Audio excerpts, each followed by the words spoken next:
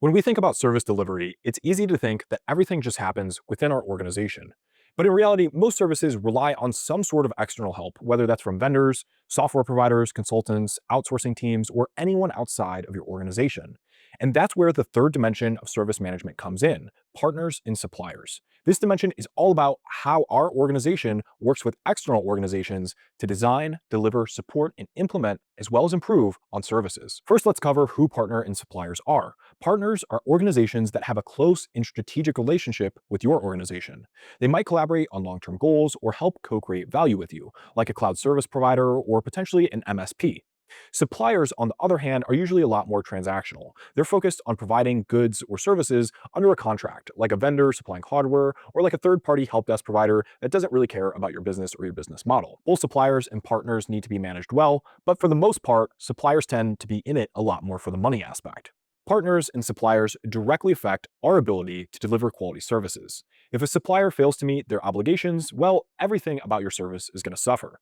When relationships are managed properly, these external players outside of your organization can help bring in expertise that you don't have in-house, be more efficient, as well as scale more effectively.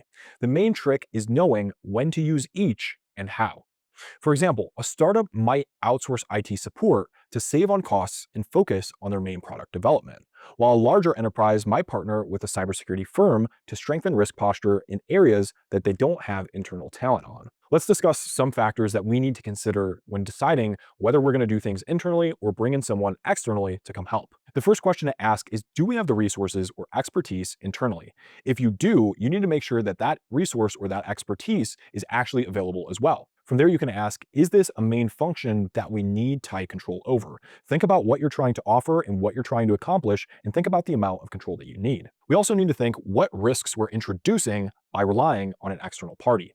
External parties can bring in a wide variety of risk, especially when it comes to security. And lastly, think, are you prepared to manage the relationship with this vendor or supplier, including contracts, SLAs, and expectations? All of these are very time consuming and can often cost a lot of money, especially when you're bringing in procurement or legal in order to close out contracts with an outside party. Ideally, the relationships that you build here need to be mutually beneficial. We don't want to just pay for a service. We want to build a long-term partnership that supports value co-creation when it comes to IT service management and bringing in any external parties. Good supplier management, though, isn't just about cost control. We also need to set clear expectations, establish performance metrics early, maintain transparent communication, as well as resolve issues quickly and professionally.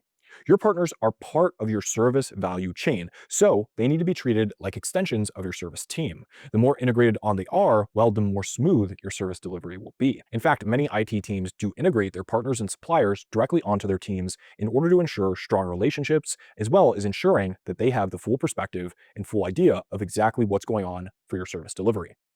At the end of the day, though, no organization, whether it's a huge enterprise or a smaller startup, will operate on its own. Services are becoming increasingly complex, and leveraging the right external help for your organization is often the difference between delivering okay results and delivering outstanding ones. Just remember, whether it's a vendor or a partner, make sure you treat all of the people who are working with you externally like a part of the service delivery team, because they are, and they will make a considerable impact.